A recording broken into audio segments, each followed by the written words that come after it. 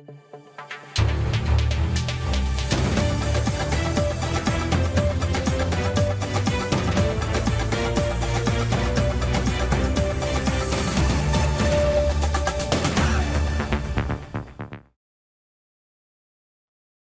দর্শক, স্বাগত জানাচ্ছি আজকের সম্পাদকীয়তে। আমি আহমেদ সালাহিন। প্রচণ্ড দায়িত্বের চাপ অনুভব করছি, অনেক সমস্যা, অনেক সীমাবদ্ধতা, সঙ্গে অনেক প্রত্যাশা। কখন দিন চলে যাচ্ছে টের পাচ্ছি না। সরকারের 4 মাস কেমন লাগছে এমন প্রশ্নের জবাবে বললেন প্রধানমন্ত্রী তারেক রহমান। প্রায় 1.5 যুগের আওয়ামী দুঃশাসন ও 1.5 বছরের অন্তর্বর্তী সরকারের ব্যর্থতাগুলো পাহাড় সমান। বর্তমান সরকার কিভাবে সামাল দেবে, প্রত্যাশা পূরণে অগ্রাধিকার নির্ণয় কিভাবে হওয়া উচিত, প্রাসঙ্গিক বিষয় নিয়ে আজকের সম্পাদকীয় সমস্যা ও প্রত্যাশার চাপ। এ নিয়ে আলোচনার জন্য স্টুডিওতে আছেন ডাক্তার সাখাওয়াত হোসেন সায়ন্ত, সাধারণ সম্পাদক জি9, সামান্তা শারমিন, সিনিয়র যুগ্ম আহ্বায়ক, জাতীয় নাগরিক পার্টি, এবং আশরাফ কায়সার, লেখক ও রাজনৈতিক বিশ্লেষক।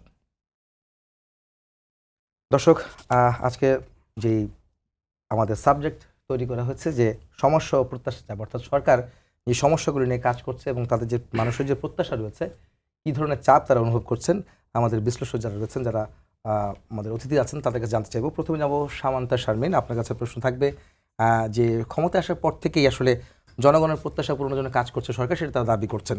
একই সঙ্গে তারা নানা সমস্যা ও প্রত্যাশা চাপে আছেন বলেও বলছেন। আসলে আপনারা বিরোধী দল হিসাবে সরকারকে কোনো সরকারের সহযোগী হবেন কিনা এই সমস্যার সমাধান করার ক্ষেত্রে?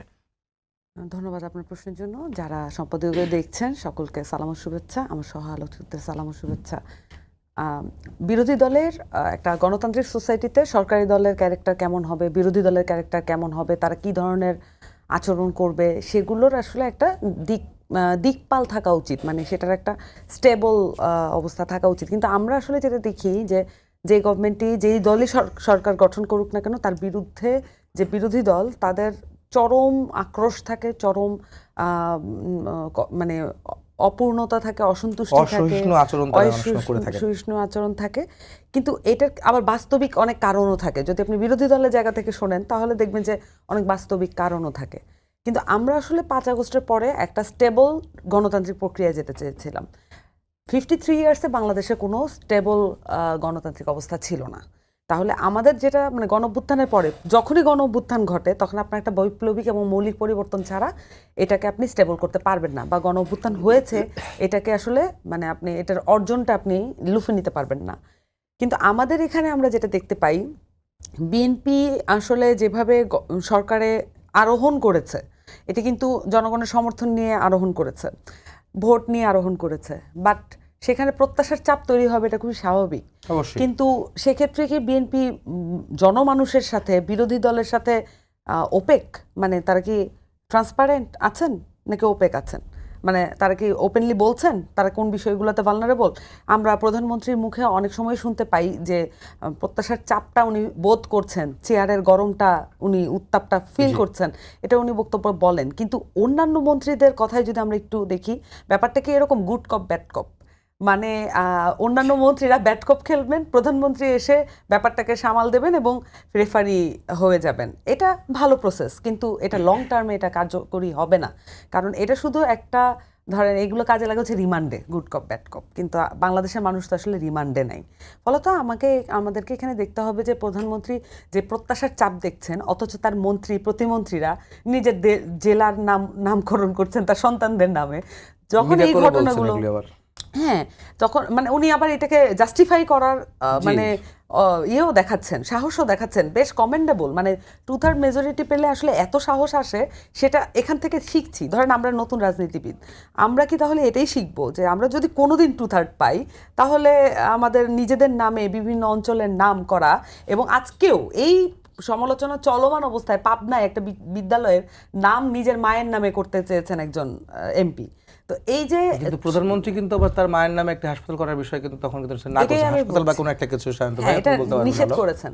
এখন যখন এটা সামঞ্জস্যতা থাকে না, যখন আপনি পুরো ফোরামে, মানে এমপিদের যে ফোরাম, মানে এই যে পার্লামেন্ট, সরকারি দলের পার্লামেন্টে আপনি যখন সামঞ্জস্য দেখবেন না বক্তব্যের, তখন আমাদেরকে ধরে নিতে হবে এটা একটা প্রদর্শনবাতিকতা। মানে যখন প্রধানমন্ত্রী অ্যাকশনটা করেন, এটা যখন ফলো থ্রু হয় না, তখন এটাকে দেখতে হবে যে এটা পিয়ার প্রেসারে উনি এটা করছেন, যে বাংলাদেশের মানুষের একটা চাপ আছে, মানুষ হাসিনার গিরি আসলে দেখতে চায় না।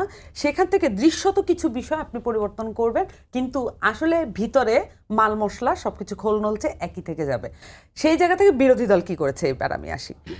দেশে, এই বাংলাদেশে স্বাধীন দেশে প্রথমবারের মতো একটি ছায়া বাজেট প্রণয়ন হয়েছে। এটা কিন্তু আগে কখনোই হয়নি, এবং এনসিপিটা প্রথমবারের মতো করেছে। ছায়া বাজেটে মানে যেই সংখ্যাগত মানে পরিমাণগত জায়গায় কিন্তু খুবই কমে পার্থক্য আছে, কিন্তু দৃষ্টিভঙ্গিগত অনেকগুলো পার্থক্য আছে। এখন দেখেন আমাদের বাজেট যেভাবে উত্থাপন হয় সেইভাবে কিন্তু আসলে এখানে কোনো সাংসদ এটা নিয়ে আর কোনো কথা বলার কোনো সুযোগ থাকে না। আলাপ আলোচনার জায়গা থেকে খুবই সীমিত, কিন্তু পরিবর্তনের সুযোগ কিন্তু আর থাকে না। এখন বিরোধী দলের যে কনসার্নগুলো বা ছায়া বাজেটের যে কনসার্নগুলো, এগুলো সরকার কিভাবে কাজে লাগাবে সেই বিষয়ে কি কোনো বক্তব্য তারা দিয়েছেন? আসলে আমাদের জায়গা থেকে আমরা যে বিরোধী দল ফাংশন করানোর চেষ্টা করছি, একই সাথে কট্টর বিরোধিতা, একই সাথে কিন্তু আমরা দায়িত্বশীলতাও মেনটেন করছি, কিন্তু আমরা দেখতে পাচ্ছি যে সরকারি দলের জায়গা থেকে বিরোধী দলের যে গুডউইল সেটাকে কাজে লাগানোর কোনো ধরনের সক্ষমতা তাদের নাই। এটা খুব দুঃখজনক। শায়ন্ত ভাই, আপনি শুনছিলেন সামান্তা শারমিন যেটা বলছিলেন যে ইউনিয়ন পরিষদের নাম পরিবর্তন হয়ে যায় ছেলের নামে বা নিজের বংশের নামে চলছে এসব। আর প্রদর্শনবাতিকতা যে একটা শব্দ বলেছেন, যে শুধুমাত্র প্রধানমন্ত্রী এক ধরনের কথা বলছেন, তার মন্ত্রীরা এক ধরনের কথা বলছেন, সব মিলে আসলে কি দাঁড়াচ্ছে আর কি? চাপের কথা বলছেন, সমস্যার কথা বলছেন, আবার এই বিষয়গুলো আসছে। এটার ব্যাখ্যাটা আসলে কি হয় জানতে পারি আর কি আমরা। আমার ধারণা, আমার সরাসরি উত্তর না দিলেও আমার আলোচনার মধ্যে এই বিষয়গুলো চলে আসবে। আমি যদি আপনার বিষয়ের মধ্যে ঢুকি, যে সমস্যা এবং প্রত্যাশার চাপ, প্রত্যাশা বিষয়টাকে যদি আমরা একটু এইভাবে দেখি যে প্রত্যাশার চাপ বেশি কেন এই সরকারের উপরে। দ্বিতীয় হলো সমস্যাটা কেন আগে বলছেন, বলছি প্রত্যাশার চাপ বেশি কেন, এরপরে আসছি চাপ বেশি কেন। দ্বিতীয় হলো যে প্রত্যাশা পূরণটা দুরূহ কেন মনে হচ্ছে, মনে করবার কারণ কি? তাহলে কি প্রত্যাশা পূরণ হবে না?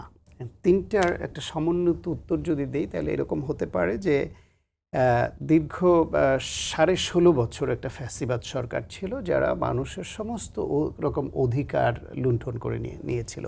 তার আগে 2 বছর 1-11 সরকার ছিল। ফলে মানুষের এই যে অধিকারটা হরণ হয়ে গিয়েছিল, সেই মানুষ একটা গণ অভ্যুত্থানের মাধ্যমে অনেক রক্ত দিয়ে, অনেক জীবন দিয়ে যখন সেই ফ্যাসিবাদকে বিতাড়িত করলো, তখন স্বাভাবিকভাবেই তাদের একটা আকাঙ্ক্ষা অনেক ঊর্ধ্বে উঠে গেল যে এইবার বুঝি আমি আমার সমস্ত অধিকার ফেরত পাবো। ফলে আমাদের আকাঙ্ক্ষাটা অনেক উপরে উঠে গেছে এদের প্রতি। এখন এই রকম একটা উচ্চ আকাঙ্ক্ষা গোটা জাতির, গণঅভ্যুত্থানের পক্ষের শক্তির, তাদের আকাঙ্ক্ষা, এই চাপটা নিয়ে সরকার রাষ্ট্র পরিচালনার দায়িত্বে আসলো। দায়িত্বে আসার পরে একদিকে হচ্ছে আমাদের প্রত্যাশা অনেক উপরে, কিন্তু প্রত্যাশা পূরণের রিসোর্স কি? সেই রিসোর্সগুলোর মধ্যে একটা হচ্ছে ধরেন অর্থ ব্যবস্থাপনা। বাংলাদেশ আর্থিকভাবে ভঙ্গুর, ব্যাংক, বিমা ব্যবস্থাপনা, টাকা লুটপাট, দুর্নীতি, টাকা পাচার, যা তা অবস্থা। ফলে এইখানে সরকারকে ব্যবস্থাপনায় হিমশিম খেতে হবে, এটা তো নিশ্চিত। দ্বিতীয় হলো ইনফ্রাস্ট্রাকচারগুলো ভেঙে ফেলা হয়েছে গত 16 বছরে। প্রাতিষ্ঠানিক সাংবিধানিক প্রতিষ্ঠান থেকে শুরু করে রাষ্ট্রীয় ছোটোখাটো বিভিন্ন যে সামাজিক প্রতিষ্ঠান, সকল প্রতিষ্ঠানগুলোর যে নর্মস, তাদের যে মরালিটি, সব ধ্বংস করে ফেলা হয়েছে। তৃতীয় হচ্ছে গিয়ে এইভাবে একটা দেশে অরাজকতা চলতে চলতে প্রশাসন, বিচার বিভাগ, বিভিন্ন বাহিনী এবং মানুষের মধ্যে বিভেদ তৈরি করে অনৈতিক সুবিধা দিয়ে রাষ্ট্রীয় ক্ষমতায় থাকবার জন্য এমনভাবে আমাদের গোটা জাতির মরালিটির একটা ব্রেকডাউন হয়েছে। নীতি নৈতিকতার ধারধারি না, বেশিরভাগই আমরা যে কোনোভাবে টাকা কামাই করব, চুরি করব, দুর্নীতি করব, ক্ষমতায় থাকব, দম্ভ দেখাবো, এইরকম মরালিটি আমাদের উইক হয়ে গেছে। তৃতীয় এবং প্রধান হচ্ছে বাংলাদেশে পাওয়ার পলিটিক্স যারা করে, বিএনপি, আগে আওয়ামী লীগ ছিল, জাতীয় পার্টি সহ ট্র্যাডিশনাল বাংলাদেশে যে লিবারাল ডেমোক্রেটিক পার্টি বিএনপি, তো এই দলগুলোতে এটা কোনো চেইন অফ কমান্ডটা খুব স্ট্রং না। ফলে বিএনপি এত বড় দল, তার যে নেতাকর্মী, সেই নেতাকর্মীদের নিয়ন্ত্রণ, তাদের নিজেদের আত্মনিয়ন্ত্রণ দুর্বল, কিন্তু দলের আবার চেইন অফ কমান্ডের মাধ্যমে নিয়ন্ত্রণ প্রতিষ্ঠা, সেই ধরনের রাজনৈতিক স্ট্রাকচারের দল এটা না। যে কারণে নির্বাচিত হওয়ার আগেই ওই ইন্টারিমের 1.5 বছরে এই দলের অনেক নেতাকর্মীকে বহিষ্কার করতে হয়েছে, শাস্তিমূলক ব্যবস্থা নিতে হয়েছে। ক্ষমতায় রাষ্ট্র পরিচালনার দায়িত্বে আসার পরেই তারা যে একেবারে আমূল বদলে যাবে এমন নয়।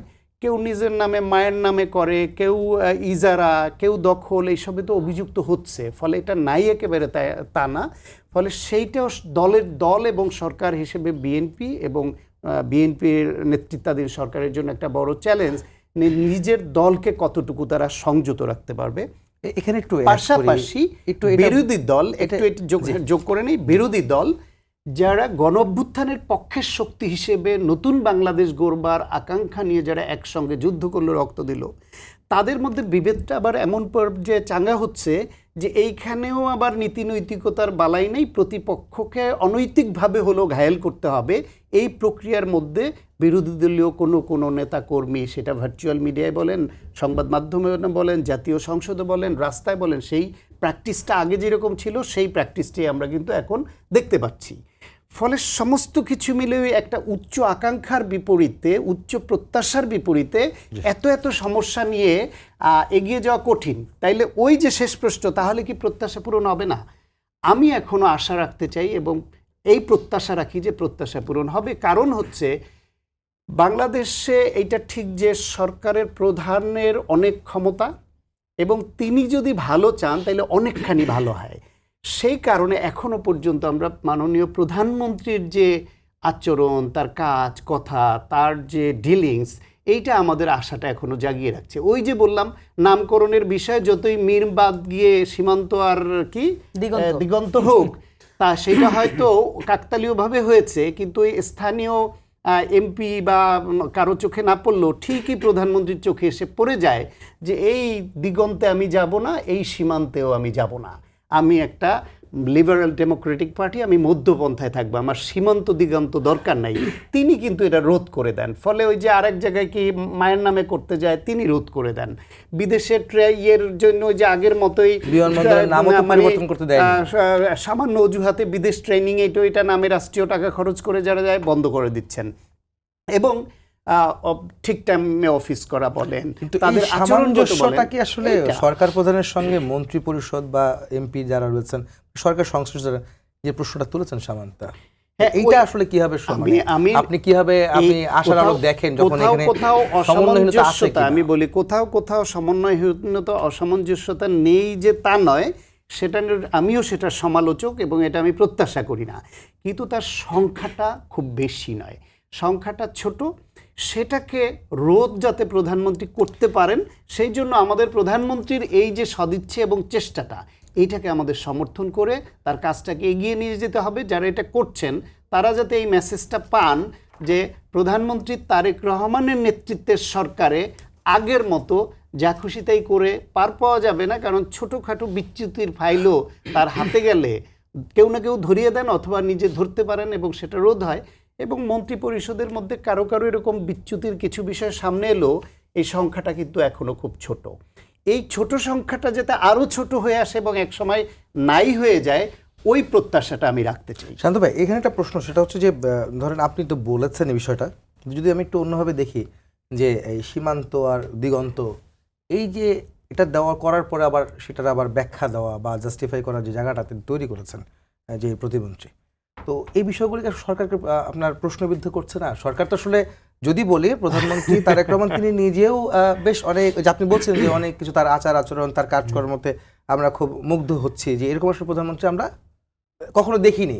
আর আমার সাথে মনে হয় তিনিও একমত হবেন, কিন্তু তাকে কি সরকারকে বিব্রত করছে না? খুব ছোট করে এটার উত্তরটা দেই।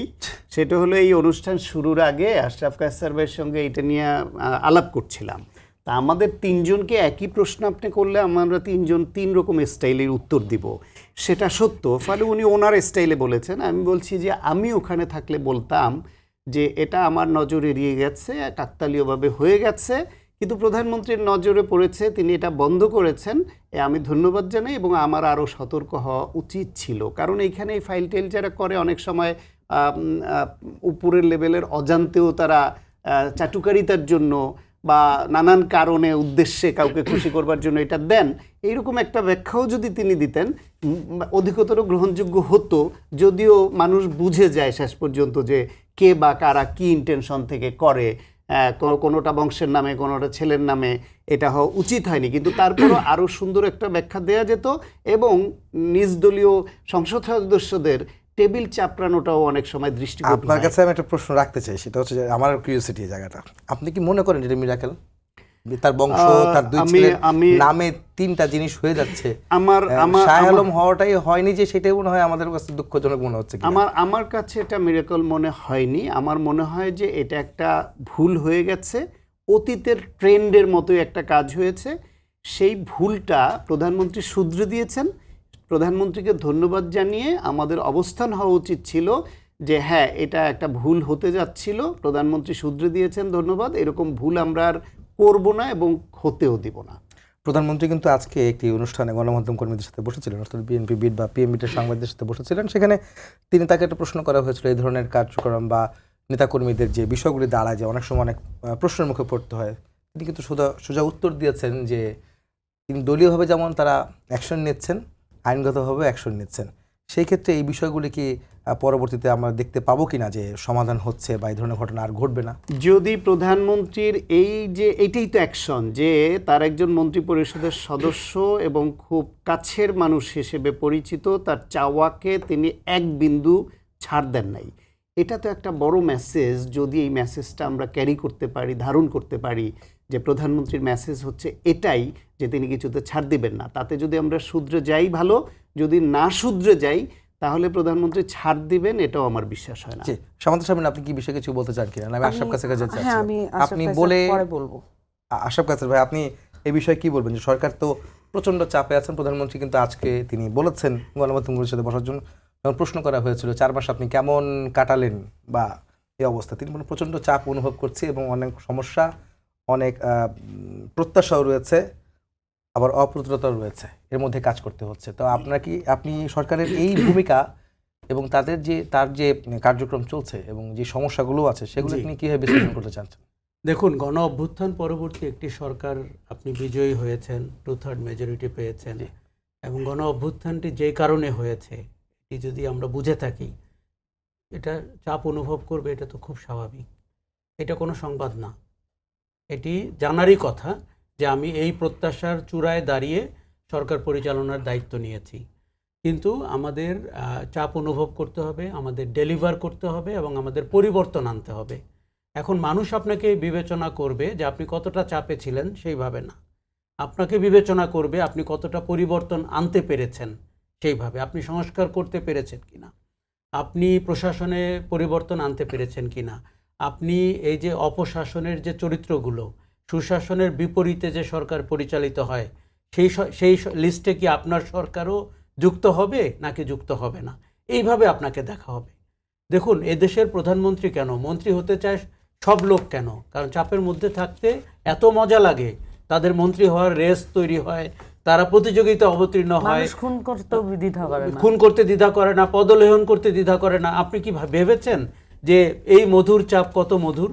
তার মানে আমরা এই চাপটাকে গুরুত্বের সাথে না নিই। এবার আপনাকে আমি বলি ডেলিভারির জায়গাটিতে, এই যে সংস্কারের যে আলোচনাগুলো গত 2 বছর ধরে হলো, সেই জায়গায় বিএনপি কোথায় দাঁড়িয়ে?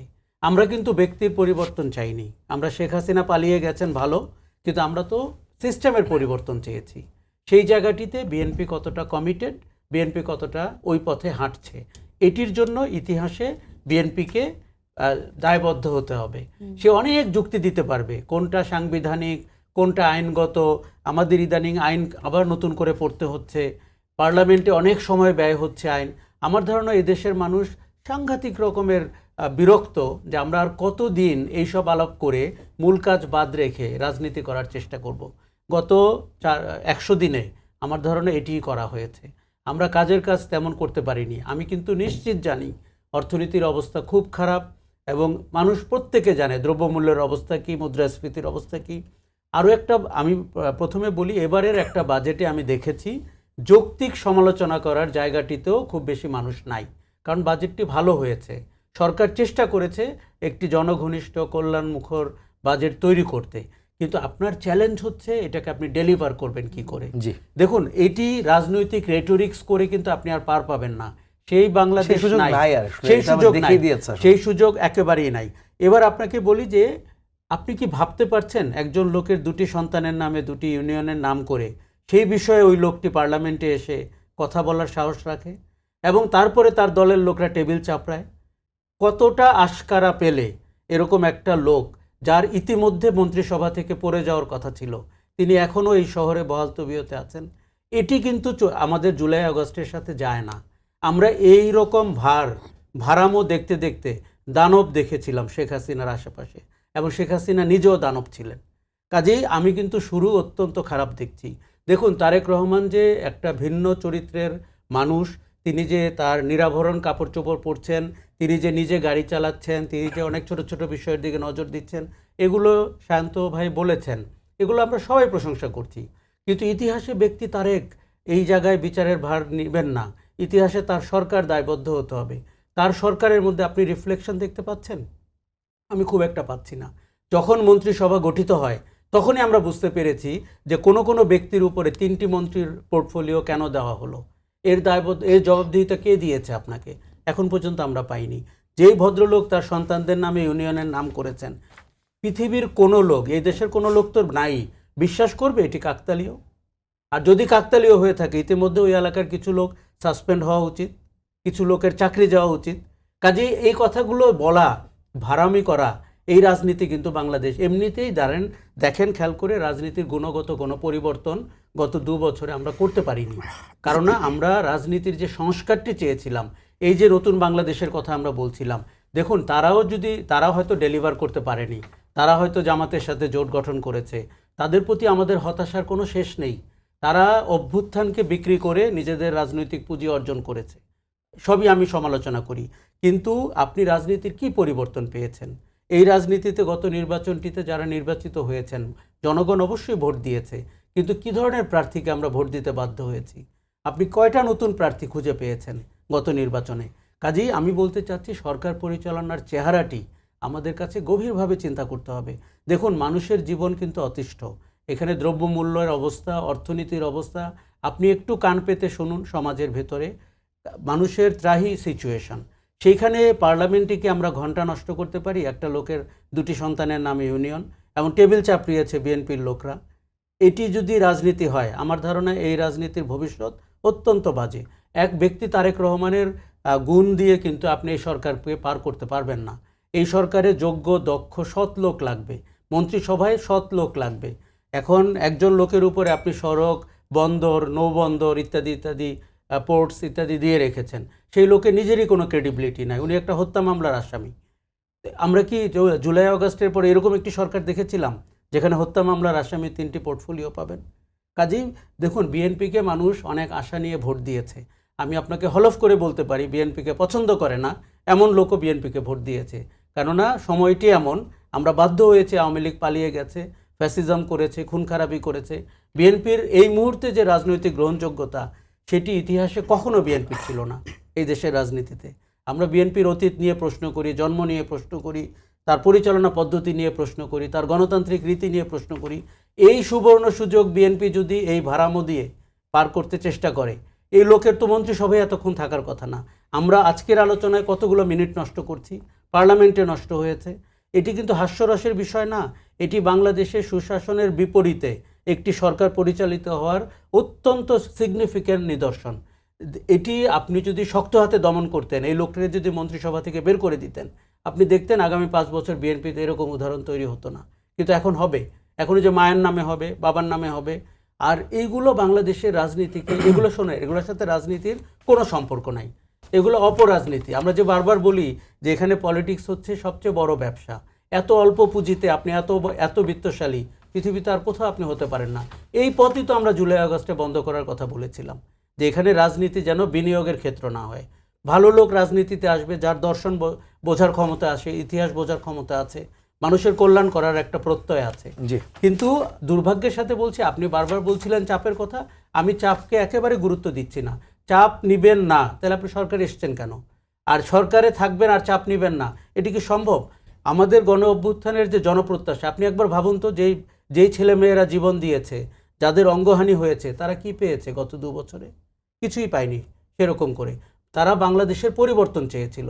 তারা আমাদের সাংবিধানিক প্রতিষ্ঠানগুলোর নিয়োগ প্রক্রিয়া ফেয়ার হবে বলেছিল। এখন পর্যন্ত তত্ত্বাবধায়ক সরকার তো নিয়োগ প্রক্রিয়াই ঠিক হয়নি, সাংবিধানিক প্রতিষ্ঠানগুলোর নিয়োগ প্রক্রিয়া ঠিক হয়নি। বাংলাদেশ ব্যাংকে নিয়োগ প্রক্রিয়া দেখে আমরা টের পেয়েছি কি হতে পারে। দুর্নীতি দমন কমিশনের নিয়োগ যেভাবে সবাই একযোগে পদত্যাগ করলেন, আমরা বুঝতে পেরেছি কি হতে পারে। এগুলো বিএনপির জন্য অশনি সংকেত। এগুলো মানুষ কিন্তু মনে রাখবেন, এই মুহূর্তে প্রতিবাদ না করলেও তার মনের মধ্যে লিস্ট করে রাখছে। যেদিন তার প্রতিবাদের সমস্ত কিছু জমা হবে, সে একে একে আপনাকে বলতে পারবে কখন সিদ্ধান্ত নিয়েছিল বিএনপিকে বিরোধিতা করতে হবে। জি, আমাদের সামনে আপনি কি কিছু বলতে চান এই বিষয়ে, নাকি আমি প্রশ্ন করবো অন্যটা? আমার কাছে একটা বিষয় আমি একটু বলি। ধরেন সংস্কারের জায়গাগুলো, এই যে বাজেটের যে প্রস্তাবনা, সেই প্রস্তাবনার জায়গাটা হচ্ছে সংসদীয় কার্যপ্রণালী বিধির 113 নম্বর ধারা। ধরেন আমরা যে সংস্কারটা করব, কত জায়গায় আসলে সংস্কারটা প্রয়োজন। যেদিন অর্থমন্ত্রী প্রথম বাজেট পেশ করবেন, সেদিন উনি একটা বাজেট সম্পর্কিত একটা বক্তৃতা দিয়ে এটা শেষ করবেন। কিন্তু এটা তো আপনার 111(3) ধারায় বলা আছে যে এটা সেদিনই মুলতবি ঘোষণা করতে হবে, সেদিন আর বাজেট নিয়ে কোনো আলাপ করা যাবে না। এটা কি একটা গণতান্ত্রিক কোনো ধারা? তাহলে আমরা তো সংস্কারের, ধরেন সংবিধানের একটা বই, সংবিধান, সেই বইটাই আমরা শেষ করতে পারিনি, অ্যাগ্রি করতে পারিনি। আমাদের পেনাল কোড, আমাদের লেবার ল, আমাদের ল্যান্ড ল, আমাদের এই যে সংসদীয় কার্যপ্রণালী বৃদ্ধি, আমাদের যত বই দিয়ে, যত ডকুমেন্টস দিয়ে আসলে এই পুরো রাষ্ট্রটাকে, কাঠামোটাকে চালানো হয়, আমাদের আমলারা বিশেষ করে সচিবালয় যেই ধরনের আইনের বিধি দিয়ে চলেন, সেগুলো আসলে এত পরিমাণ সংস্কার করা দরকার, এটার বলে কোনো অপেক্ষা রাখে না। ফলত দেখেন এই যে সংস্কারের জায়গাগুলো, এই যে ছোট একটা বিষয় যে বিরোধী দলও যে সাহায্য করবে, বিরোধী দল যে সাহায্যের ভূমিকায় থাকবে, বিরোধী দল এই মুডে থাকেই না। বিরোধী দল থাকে উৎখাতের মুডে। কেন থাকে তার কোনো আলাপ আলোচনার কোনো অপশন থাকে না আমাদের এই বিধি অনুযায়ী। এমন না যে এটা সরকারি দল চাপিয়ে দিচ্ছে, এটা আমাদের আইনের অনুযায়ী। আমাদের এই কার্যপ্রণালীর বিধি আমরা কবে সংস্কার করব? আমরা এই 111(3) যদি এই ধারা যদি বাতিল না হয়, আমরা যদি যেদিন বাজেট উত্থাপন হবে সেই দিনই যদি আমরা পার্লামেন্টে আলাপ করতে না পারি, তাহলে তো এই বাজেট উত্থাপনের কোনো মূল্য থাকে না। পরের দিন যেতে যেতে অনেক কিছু ঘটে যায়। এই কারণে বিরোধী দল গিয়ে বলে এটা একটা চানাচুরের মতো হয়েছে। এখন আপনি আপনার প্রশ্ন করতে পারেন যে আপনি আসলে সরকারের সামনে আসলে চ্যালেঞ্জ কি দেখছেন? যে সরকার বলছে চাপে আছে, সমস্যা আছে, অনেক কিছুই তো বলছে। আপনার কাছে কি মনে হয়? আমার কাছে মনে হয় যে সরকার স্টেক হোল্ডার ম্যানেজমেন্ট হচ্ছে তার জন্য সবচেয়ে বড় ইস্যু। মানে আমাদের দেশে যে ডিপ স্টেট বলা হয়, ডিপ স্টেটের ধরেন আর্মি, ব্যুরোক্রেসি, মিডিয়া, এগুলো খুব ইম্পর্ট্যান্ট ফ্যাক্টর। কিন্তু সরকার যেটা করে, সরকার হচ্ছে একটা পোস্টার। সরকারের যে মন্ত্রীরা, সরকারের যে প্রধানমন্ত্রী, এটা থাকে একটা পোস্টার, কাজ হয় এটার পিছনে। তো এই যে কাজগুলো, এই পোস্টার বয় যারা থাকেন, তারা বেসিক্যালি এই যে স্টেক হোল্ডারদেরকে, এই ডিপ স্টেটকে এত পাওয়ারফুল করেছে বিগত বছরগুলোতে। ইভেন বিএনপি যখন তার টার্মে ছিল, বিএনপিও করেছে। এদের সমর্থন ছাড়া আসলে কেউ পাওয়ারে আসতে পারে না। ফলত এই স্টেক হোল্ডার ম্যানেজমেন্ট করেও দেশের সংস্কার করা, এইটা একটা দুরূহ কঠিন পরিস্থিতি। একই সাথে যখন বিরোধী দলের যেই যেই প্যাটার্নটা থাকে, আপনার মনে আছে যখন 2024 সালে নির্বাচনটা যাতে না হয় এই জন্য আমেরিকার উপর নির্ভর করেছিল বিএনপি। এই যে আদার একটা ফরেন স্টেক হোল্ডারের উপরে ডিপেন্ড করছে, নিষেধাজ্ঞা ইস্যু এসেছিল। হ্যাঁ, নিষেধাজ্ঞার উপরে, ওই নিষেধাজ্ঞার উপরেই ডিপেন্ড করছিল। কেন ডিপেন্ড করছিল? কারণ তার তো আসলে ওই বিএনপি ইভেন কোনো বিরোধী দলের এই জনগণের সাথে ওই কানেকশনটা থাকে না, ইভেন আওয়ামী লীগেরও নাই।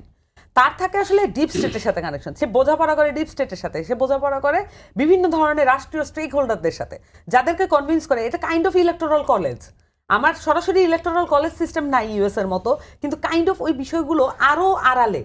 যেমন ইউএস আপনার ইলেকটোরাল কলেজগুলো কেমন, কারা কারা থাকেন, এগুলোর নাম অন্তত প্রকাশ্যে পাওয়া যায়। আপনি ওটাকে ট্যাকেল করতে পারবেন না, ওটার বিরুদ্ধে আপনি গণঅভ্যুত্থান হয়তো করতে পারবেন না, কিন্তু অন্তত নামগুলো জানা যায়। কিন্তু আমাদের দেশের এদের নামও আপনি জানতে পারবেন না কখনো, এবং কান ঘুষে শুনবেন শুধু। এবং দেখা যায় যে ডিপ স্টেটের একটা অংশ একজনকে সাপোর্ট দেয়, আরেকটা অংশ আরেকজনকে সাপোর্ট দেয়, এবং তারাই এক রকমের বোঝাপড়া করেই এই পোস্টার বয়দেরকে কাজে লাগান। সো সরকার সবচেয়ে চ্যালেঞ্জিং হবে বিএনপির সরকার চালাচ্ছে এই ঘটনাটা ঘটানো। যেখানে এটা আমি এই সুযোগে আমাদের প্রধানমন্ত্রীর যে উপদেষ্টা জাহিদুর রহমানকে অবশ্যই ধন্যবাদ জানাতে চাই। উনি ওনার নিজের সিদ্ধান্ত, একজন মন্ত্রণালয়ের একটা স্টেক হোল্ডার হিসেবে, উনি একজন উপদেষ্টা হিসেবে ওনার সিদ্ধান্ত কিন্তু উনি নিয়েছেন ওনার যে দায়িত্ব ছিল উনি এই দায়িত্ব পালন করেছেন, এইটা কিন্তু সর্বক্ষেত্রে সমান হবে না, এবং তার এই সিদ্ধান্তের কোনো ফল আসবে না, পরবর্তীতে কনসিকুয়েন্সেস থাকবে না, ব্যাপারটা কিন্তু তাও ঘটবে না।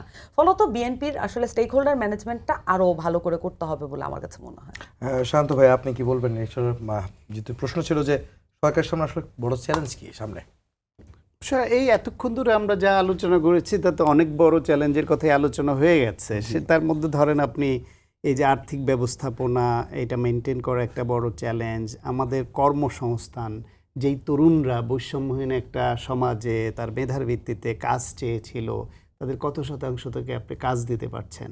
তারা তো সৎভাবে কাজ করে খেয়ে পড়ে বাঁচতে চায় সম্মানজনকভাবে। কর্মসংস্থান, বিনিয়োগ কতটুকু আনতে পারবে দেশি এবং বিদেশি, কারণ দেশের মধ্যে 16 বছর ধরে লুটপাট করে টাকা পাচার করে পাঠিয়ে দেওয়া হয়েছে বা সেটা কুক্ষিগত করে রাখা হয়েছে। তো বিনিয়োগ না হলে কর্মসংস্থান হবে না। আপনার যদি মানুষের কর্মসংস্থান হয়, তার যদি ইনকাম জেনারেটিং পথটা চালু থাকে, তাহলে দেখবেন অস্থিরতা অনেকাংশে কমে আসে। এখন সেটা সরকার কিভাবে করবে, সেই টাকা কোথায় পাবে, দেশি বিদেশি বিনিয়োগ কতটা আকৃষ্ট করতে পারবে। সরকারের অনেক সময় সরকারের সাফল্য এবং ব্যর্থতার একটা মাপকাঠিটা আমাদের সামনে আসে মিডিয়ার মাধ্যমে। যে একটা হলো প্রত্যক্ষভাবে তো আমরা বুঝি, প্রত্যেকটা মানুষই এক একটা মিডিয়া, কিন্তু এর বাইরেও এই মিডিয়া একটা ফ্লো তৈরি হয়, ভার্চুয়াল মিডিয়া, জাতীয় সংবাদ মাধ্যম সব কিছুতে। সেইখানে যদি আপনি এখনও বাংলাদেশপন্থী সাংবাদিকতা চালু করতে না পারেন, এখনও যদি নিজেরা যে কয়জন আছেন সংখ্যায় কম, যেখানেই যাই এখন কমনলি কিন্তু আমাদের কাছের লোক যারা, তারা একটু কানে কানে এসে বলে, ভাই কি সব বেশিরভাগ জায়গায় তো দেখি এখনও ফ্যাসিবাদের দোষদ, না হলে জামাত। আপনি দেখবেন একটু পরখ করে হয় গুপ্ত হোক সুপ্ত হোক প্রকাশ্য হোক, হয় জামাত অথবা ফ্যাসিবাদের, এদের সংখ্যাটা বেশি। সরকারের জন্য অনেস্টলি সিনসিয়ারলি দেশের জন্য এবং সরকারের পক্ষে কাজ করবার সংখ্যাটা কম। আরেক পক্ষ দালাল বলবে তো না, দালাল বলতে যাতে না পারে সেভাবেই করেন। এই যে আজকে ধরেন আমি ব্যক্তিগতভাবে আমার কথা বলি, আমি ছাত্র দল করে বেড়ে ওঠা মানুষ। আমি কি আজকে যে নামকরণ নিয়ে যে সমালোচনা হলো, এটা কি আমি মৃদুভাবে করলে আমি করেছি? তো এই সমালোচনাটা করবার অধিকারটা যেন আমাদের থাকে, এবং এটা সমালোচনা করলেই যেন ডিজোন করা না হয়, আবার সব কিছুতেই হ্যাঁ বলার প্র্যাকটিসটাও যেন আমাদের রপ্ত হয়ে না যায়। এখন কেউ আমরা ব্যক্তিগত লাভে নানা লাভে এটা করি। এই যে আজকে সংবাদপত্রের কালো দিবস, সেই কালো দিবসটা আমরা পালন করছি, কিন্তু কালো দিবস যাতে আর তৈরি না হয়, 16 বছর ধরে যা ছিল সেখান থেকে বেরিয়ে আসার পরিকল্পনা লাগবে। তথ্যমন্ত্রী, মাননীয় তথ্যমন্ত্রী, তিনি প্রগতিশীল রাজনীতি করা, ছাত্র রাজনীতি করা, দীর্ঘদিন রাজনীতি করা মানুষ এবং বিরোধী দলে থাকতে এটা নিয়ে কাজ করেছেন অনেক। তার কাছে তো আমাদের প্রত্যাশা অনেক যে সংবাদ মাধ্যমটাকে তিনি বাংলাদেশপন্থী করবেন, গুছিয়ে নেবেন, অপসাংবাদিকতা হবে না। যারা বিভিন্ন সময় অর্থের জন্য নিজের নীতি নৈতিকতা বিসর্জন দিয়েছে, তাদের কাছে জিম্মি হবে না সংবাদপত্র, সেই মালিকদের হাতে জিম্মি থাকবে না। আজকে একটা পত্রিকায় গতকালই একজন সম্পাদক, তাকে বের করে দেয়া হলো, আরেকজনকে দেয়া হলো, কয়েক ঘন্টার মধ্যে দেখি সেও নাই, আরেকজনকে দেয়া হলো। কেন হচ্ছে, কারা করছে, এর পর্দার আড়ালে কারা, সেই সব এগুলো তো রোধ করতে হবে। এই অস্থিরতা তো ভালো না। আপনি সংবাদ মাধ্যমের মালিক, সংবাদ মাধ্যমে যারা কি পার্সন, যারা পরিচালনা করে, এবং সামগ্রিকভাবে সমস্ত সাংবাদিক, তাদের যে আস্থাটা ফিরিয়ে আনা দরকার, সেটা আনাও একটা চ্যালেঞ্জ। ফলে আপনার সব দিক থেকে এই সরকারের জন্য আমার মনে হয় যে আমরা এই যে এত পরামর্শ, এত গাইডলাইন দিচ্ছি, এত গাইডলাইন দরকার নাই। একটা গাইডলাইন থাকলেই হবে যে 16 বছর আওয়ামী লীগের এই ফ্যাসিবাদী সরকারটা তাদের গাইডলাইন। শুধু মাথায় রাখতে হবে 16 বছর ধরে আওয়ামী লীগ কী করেছে যে দেশের মানুষ পছন্দ করেনি, কী করেছে যার প্রতিবাদ বিরোধী দলে থাকতে আমরা করেছিলাম, এবং আমরা কি অঙ্গীকার করেছিলাম। জাস্ট ওইটাকে সামনে রাখবে, মনে করবে এই বিষয়ে আওয়ামী লীগ কী করে অজনপ্রিয় হয়েছিল, কী করে দেশবিরোধী হয়েছিল, কী করে ফ্যাসিবাদ হয়ে উঠেছিল, আমরা এটা করব না। Guideline, that's it. ওটুকু মানলেই তো হয়। তাহলে দেখবেন টাকা পাচার রোধ হয়ে গেছে, তাহলে দেখবেন একে দেশে মানুষের অধিকার হরণের যে প্রক্রিয়া সেটা আর থাকছে না। তাহলে দেখবেন এদেশে যে রাজনীতিটা রাজনীতির মতো চলবে, সংবাদ মাধ্যমের মতো চলবে, দখলদারিত্ব থাকবে না। জোর করে মত চাপিয়ে দেওয়ার জন্য সংবাদ মাধ্যম তৈরি করে জোর করে মত চাপিয়ে দিয়ে কোনো লাভ হয় না। আপনি আদর্শিকভাবে সংবাদ মাধ্যমকে তৈরি করেন যে দেশের কথা বলবে। আপনি যদি দেশের পক্ষে রাজনীতি করেন তাহলে আপনার রাজনীতির কথা অটোমেটিক্যালি ওই সংবাদ মাধ্যমে চলে আসবে। আপনি সংবাদ মাধ্যম করে টাকা লগ্নি করে ব্যবসায়ী হায়ার করে বলবেন আমারপন্থী সংবাদ মাধ্যম হতে হবে। 16 বছর আওয়ামী লীগ কম করেছে? এটা কোনো লাভ হয়েছে? পালিয়ে যেতে হয়েছে কেন? সকল সংবাদ মাধ্যম তো একযোগে তাদের পক্ষে কথা বলেছিল, বলেছে না? রক্ষা করতে পড়েছে। ফলে পরিকল্পনাটা একটু আধুনিক হতে হবে। প্রধানমন্ত্রীকে যেরকম আমরা একটু সহজ, একটু সিম্পলিসিটি নিয়ে, সৎ চিন্তা নিয়ে দেখি, গোটা সরকারটাকে, প্রশাসনকে, বাহিনীগুলোকে যদি ওই আদলের কাছাকাছিও তিনি আনতে না পারেন, যেটা আশরাফ কায়সার ভাই বলছিলেন, আমরা ব্যক্তি প্রধানমন্ত্রীকে কতদিন আর প্রশংসা করে যেতে পারবো? একটা সময় দেখা যাবে তার প্রশংসা করলেও আমাদের কারো কারো কাছে মনে হতে পারে যে ওই শেখ হাসিনার যেরকম প্রশংসা করে স্থাপক করার একটা গ্রুপ তৈরি হয়েছিল, আমরা সেটাই করছি কিনা। ফলে আমরা এখনো মাত্র 4 মাস বলে প্রধানমন্ত্রী তিনি নিজে কিন্তু গতকালকে বলেছেন যে তোষামত না আপনার বস্তুনিষ্ঠ সাংবাদিকতা করুন এবং জনগণের সমস্যা তুলে ধরার জন্য কাজ করুন, সেটা কিন্তু বলেছেন। এটা এই স্পেসিফিক ভাবে ইনি বলেছেন। কিন্তু সেটা মানছি না আমরা। আর না মানলে তার পুরস্কারটা কোথায়? আপনি আমাদেরকে নর্মস মেনে এখানে কথা বলতে বলবেন, আপনি এখানে সঞ্চালক, আমরা যাতা করছি, আপনি থামাচ্ছেন না, তাহলে আপনার এই বলাকে আর কতদিন ভ্যালু দিবে মানুষ? সেই জন্য আমাদেরকে একদিকে এরকম বলতেও হবে, সেটাকেও না মানলে অ্যাকশন নিতে হবে। মানুষ কিন্তু অ্যাকশনও দেখতে চায়। আমার প্রধানমন্ত্রীকে একটু অতিরিক্ত ভদ্র মনে হচ্ছে, অতিরিক্ত লিবারাল মনে হচ্ছে, কোনো কোনো ক্ষেত্রে মনে হচ্ছে তিনি একটু মায়া করেন, একটু ভদ্রতা দেখিয়ে, জেনারেসিটি দেখিয়ে এখনও কোনো অ্যাকশনে যাচ্ছে না। অথচ কিছু কিছু বিষয়ে অ্যাকশন শুরুতেই নিতে হয়। আপনি শুরুতে যদি অ্যাকশন নিয়ে আপনি যদি মেসেজ থ্রো করতে না পারেন, তাহলে কিন্তু পরে এক সময় এই মেসেজ যেটা বলছিলেন ক্ষেত্রে যেটা বলছিলেন কাসের ভাই, আপনি আসলে সরকারের 100 দিনটাকে আসলে কিভাবে মূল্যায়ন করবেন? যদি আপনি বলছিলেন যে সরকারের কোনো সামনে এগোনোর জন্য যেই পদক্ষেপগুলো দরকার সেগুলো আপনি দেখতে পাচ্ছেন না, শুরুতে বলেছিলেন, আসলে কোথায় যাচ্ছে সরকার? আসলে আগামী 5 বছর কিভাবে টিকবে বা কিভাবে কাজ করবে জনগণের জন্য? দেখুন, 100 দিনে কয়েকটা সাফল্যের কথা আগে বলি। রাজনৈতিক সরকার বিএনপি, এবং আমি চাই বিএনপি তার রাজনৈতিক সরকারের চরিত্র নিয়ে দেশ শাসন করুক। কিন্তু আমাদের একটা দুর্ভাগ্য হচ্ছে, নির্বাচনের সময় আপনি জনগণের কাছে আসেন, জনগণের কথা টথা শোনেন, নির্বাচনের পর দিন থেকে আপনার ঘাড়ে বসে যায় ডিপ স্টেট, আপনার ঘাড়ে বসে যায় ব্যুরোক্রেসি, আপনার ঘাড়ে বসে যায় শক্তিশালী রাষ্ট্র, অথবা যেই প্রতিষ্ঠানগুলো অত্যন্ত শক্তিশালী, যারা সরকারকে, অথবা গোয়েন্দা সংস্থা, এরা ইলেকশনে তো কোনো প্রভাব ফেলতে পারে নাই, জনগণই আপনাকে ভোট দিয়েছে। কিন্তু আমাদের সিস্টেমটা এমন, আপনি জনগণ থেকে দূরে সরে যান, আপনি তাদের স্বার্থ রক্ষা করার জন্য সরকার পরিচালনা করেন, এবং এই সরকারকেও আমরা এখন তাদের হাতের দিকে চলে যেতে দেখছি। এমনকি বড় বড় শক্তিগুলো এই সরকারকে নিয়ন্ত্রণ করতে শুরু করেছে। এখানে আরও একটি দুর্বলতা আমার মনে হচ্ছে, আমি শুরুতেই ফ্ল্যাগ রেজ করতে চাই। আমার মনে হয় যে শেখ হাসিনার তো স্বৈরাচারী শাসনে বাংলাদেশ ক্ষতিগ্রস্ত হয়েছে, আমরা হয়তো একটি লিবারেল শাসনে ক্ষতিগ্রস্ত হতে যাচ্ছি। এটা আমি আগেই বলে রাখলাম, কারণ আগামীতে আপনি হয়তো কোনোদিন যখন আমরা যাচাই বাছাই করব, মনে হবে যে উনি তো ভালো লোক ছিলেন, উনি তো সবাইকে সাধু, মানে কাকে লাঞ্চে দাওয়াত দিয়েছেন, কাজকি মাছ খাইয়েছেন, কিন্তু যাকে আপনি ডাকলেন তার অতীত আপনি চেক করেছেন? তিনি এই তারেক রহমানকে সন্ত্রাসী বলার জন্য 15 বছর কি পরিমাণ সময় ব্যয় করেছে আপনি জানেন? তাকে আপনি লাঞ্চে ডেকেছেন, একজন সাংবাদিক ধরেন। কাজে আমি বলতে চাচ্ছি, আমরা একটা বোকা শোকা লিবারেল শাসনের ক্ষতির দিকে যাচ্ছি বলে আমার ধারণা। কোনো ব্যক্তি গত 100 দিনে বলা শুরু করেছেন তারা প্রধানমন্ত্রীর ঘনিষ্ঠ, এবং তাদের আচরণে আমরা মনে হচ্ছে তারা প্রধানমন্ত্রীর ঘনিষ্ঠ, কেননা তিনি তো তার বাড়াবাড়ির জন্য কোনো শাস্তি পাচ্ছেন না। আপনাকে বাড়াবাড়ির জন্য শাস্তি দিতে হবে। আপনাকে মনে রাখতে হবে যে একটি শাস্তি 1000 জনকে এই খারাপ কাজ থেকে বিরত রাখতে পারে। আমার মনে হচ্ছে যে খুব দ্রুত এই যে লোকটা নিয়ে আমরা এতক্ষণ কথা বললাম, আমি সত্যি আশা করেছিলাম আজকে কথা বলার আগে তিনি মন্ত্রিসভায় আর থাকবেন না। এটিই হচ্ছে গণতান্ত্রিক শাসনের রীতি। কেননা আপনি যখন মানুষকে অবজ্ঞা করেন, অপমান করেন, সুশাসনের বিপরীতে কাজ করেন, আপনার তো সরকারে থাকার তেমন কোনো অধিকার নাই। আপনি তার প্রিয়জনও হতে পারেন, বন্ধুও হতে পারেন, এলাকার কর্মীও হতে পারেন, ইট ডাজন্ট ম্যাটার। আপনি তো বাংলাদেশ রাষ্ট্রের প্রধানমন্ত্রী, সরকারের প্রধানমন্ত্রী। কাজেই আমাদের এরকম একটি খপ্পরে আমরা পড়ে যাই, সেটি হচ্ছে যে প্রভাবশালী গোষ্ঠীগুলো আপনাকে নিয়ন্ত্রণ করতে শুরু করে। জনগণ তো আর প্রতিদিন রাস্তায় নামবে না। জনগণ 5ই আগস্টেই বা 4ই আগস্টেই একমাত্র নামতে পারে এবং বলে দিতে পারে যে আপনার টাইম হয়ে গেছে চলে যাওয়ার। কাজে কিন্তু আমাদেরকে উপলব্ধি করতে হয়। বিচক্ষণ রাজনীতিবিদরা কি করে জানেন, সেটি সে প্রতিদিন উপলব্ধি করতে শুরু করে।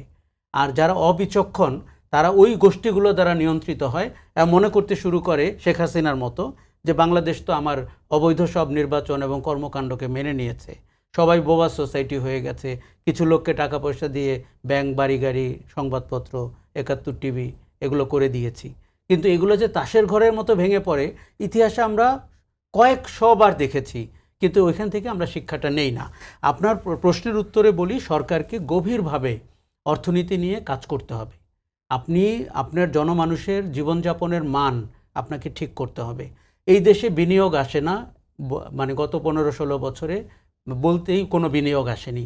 সেই বিনিয়োগের পরিবেশ দেখুন, প্রধানমন্ত্রী ইনসেন্টিভ ঘোষণা করেছেন। উনি কি জানেন যে বিনিয়োগ আসতে এখানে ব্যুরোক্রেসিতে কী ধরনের বাধা রয়েছেন? গতকাল আমি একজন বিনিয়োগকারীর সাথে কথা বলেছি, তার মার্কিন যুক্তরাষ্ট্র থেকে এখানে একটি ব্রাঞ্চ ওপেন করতে গিয়ে তার ঘাম ছুটে যাচ্ছে, 2 মাস ধরে ঢাকায় ঘোরাঘুরি করছেন এবং উনি চলে যাচ্ছেন, বাংলাদেশি বিনিয়োগকারী। কাজেই এরকম কেস ধরে আপনাকে কি কারণে একটু বলতে পারবেন কিনা? এখানে যেরকম আপনার গেট কিপিং আছে, এক একটা দপ্তরে গিয়ে যেরকম আপনাকে ফর্ম করতে হবে, ব্যাংকে গিয়ে আপনাকে বলতে হবে এই অর্থের উৎস কোথায়, একই কোম্পানি, এমন না যে কোনো ফরেন বিনিয়োগকারী, অর্থের উৎস আপনি জানেন না। আমাদের এখানে দেখুন, আমাদের কিছু শব্দ বেরিয়েছে, সিঙ্গেল উইন্ডো বিডাতে, এই যে ফ্লাইং ম্যান আশিক চৌধুরী, তার সিঙ্গেল উইন্ডো দিয়ে গত 20 মাসে সে কী বিনিয়োগ এনেছে? দেশের পরিবেশ ঠিক করতে হবে। দেশীয় বিনিয়োগকারীরা, দেশের ভেতরের লোকও বিনিয়োগ করছে না, এটি হচ্ছে ফ্যাক্ট। কিন্তু সরকার প্রধান যিনি তারেক রহমান, তিনি নির্বাচনী প্রতিশ্রুতিতে কিন্তু বলেছিলেন যে তার সরকার ক্ষমতায় গেলে, তারা ক্ষমতায় আসলে তারা বিনিয়োগ বান্ধব একটা পরিবেশ তৈরি করবে এবং যে জটিলতাগুলি আছে যেগুলি আগে যেমন স্যামসাং আমাদের দেশে বাংলাদেশে বিনিয়োগ করতে চেয়েছিল কিন্তু বিগত সরকারের আমলে সেটা করতে পারেনি নানা জটিলতার কারণে, সেটা যেন এবার না হয়। কিন্তু আপনি একটা উদাহরণ দিচ্ছেন যে, দেখেন আমি একটা উদাহরণ দিচ্ছি, এরকম চাইলে নিশ্চয়ই আপনি 10টা উদাহরণও পাবেন। আমার মনে হচ্ছে কি, রাজনীতিবিদরা উপরে থেকে অনেক কথা বলেন কিন্তু তার সিস্টেম তো পরিবর্তিত হয়নি।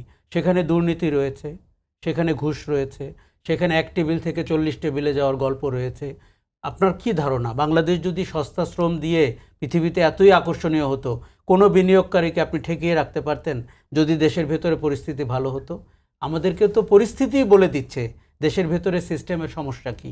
কাজেই এই সরকারের একটা চ্যালেঞ্জ হচ্ছে বিনিয়োগ আনতে হবে, আপনাকে কর্মসংস্থান তৈরি করতে হবে। আরেকটা বড় চ্যালেঞ্জ আপনাকে বলি, সমস্ত পেশাজীবীদের জন্য পেশাদারিত্বে তাকে ফিরিয়ে নিতে হবে। ডাক্তারদেরকে ডাক্তারিতে ফিরিয়ে নিতে হবে। জাতীয়তাবাদী ডাক্তার, আওয়ামী লীগের ডাক্তার, এই পরিচয় থেকে তাকে বের করে দিতে হবে। এতে বাংলাদেশের যে ক্ষতি হয়েছে এটি অভাবনীয়।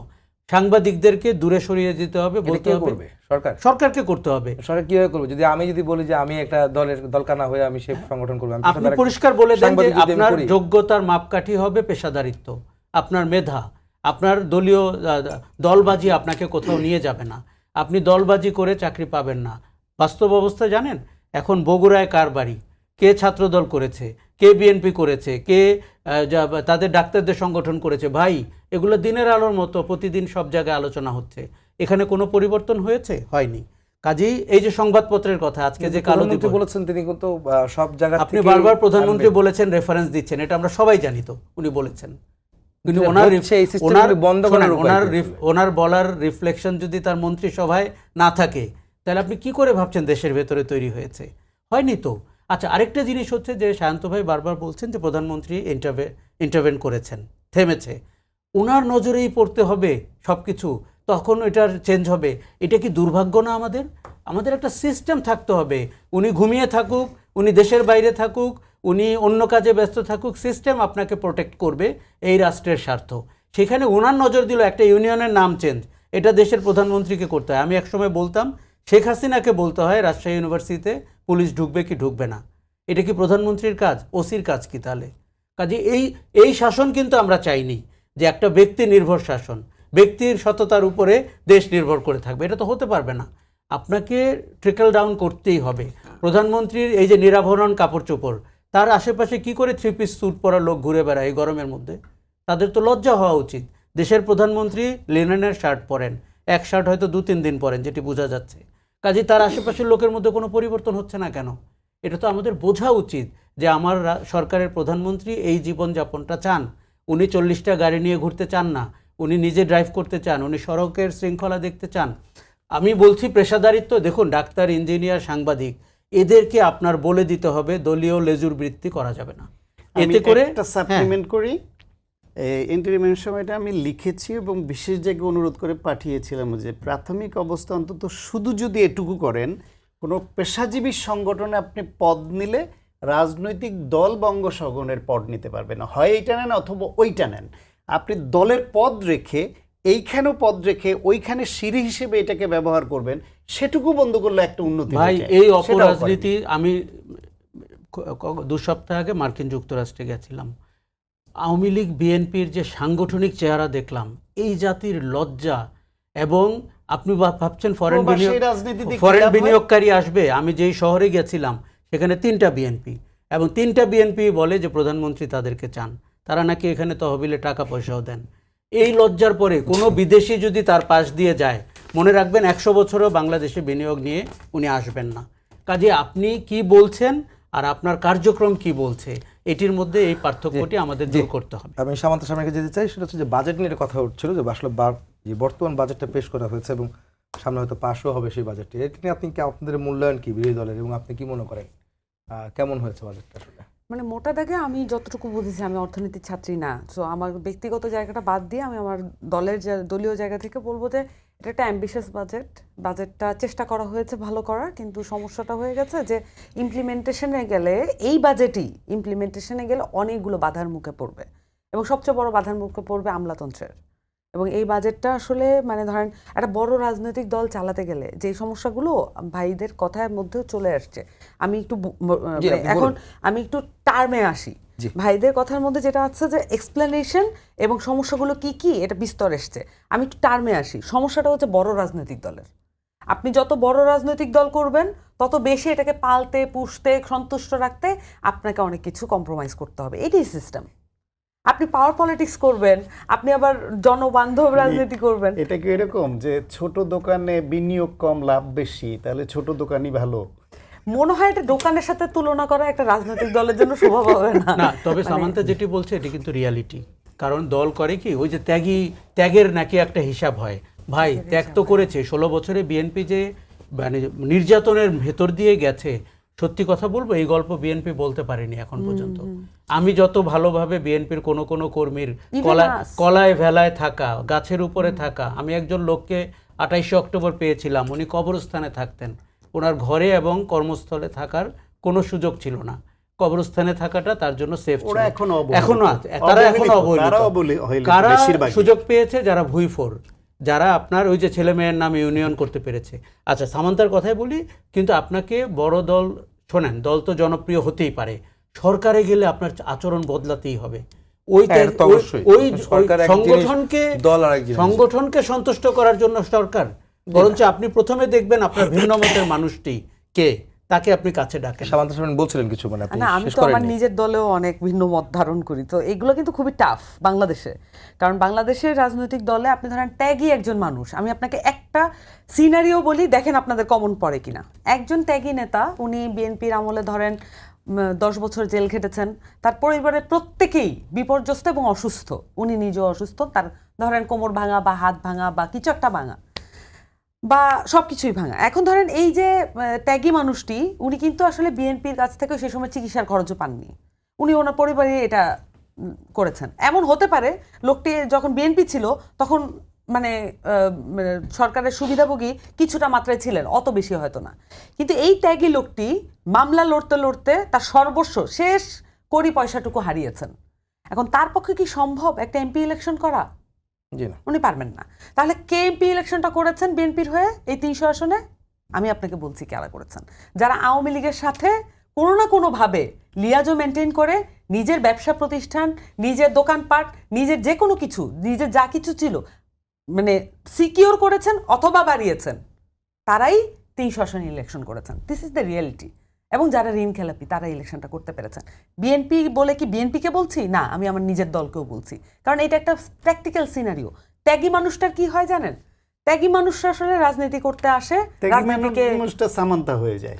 ত্যাগী মানুষরা রাজনীতি করতে আসে রাজনীতিকে ভালোবেসে। যারা রাজনীতি ছাড়া মানে রাজনীতি যদি না করেন তারা আর কিছু করে পৃথিবীতে আর শান্তিতে থাকতে পারবেন না। কিন্তু এই ত্যাগী মানুষরা আসলে রাজনীতিকে ভালোবাসেন বলে অনেক সময় অনেক ধরনের চোখ পাল্টে ফেলা সিদ্ধান্ত নিতে পারেন না।